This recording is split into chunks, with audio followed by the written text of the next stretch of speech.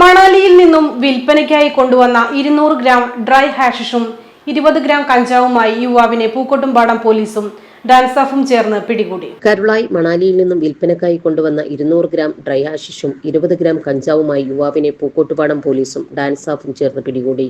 കരുളായി മില്ലുംപടി സ്വദേശി തൊണ്ടിപ്പുറവൻ ഷാറൂഖ് 27-നെയാണ് CIB അമീർ Ali arrest ചെയ്തത്.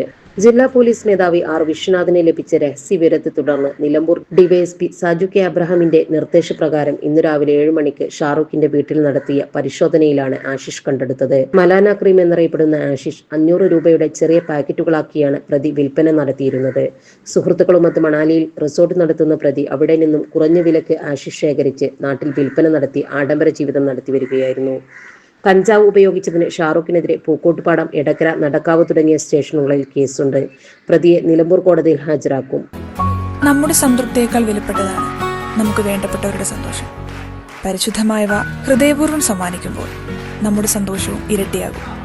Dubai golden diamonds, pride of generations, India, Oman, Bahrain.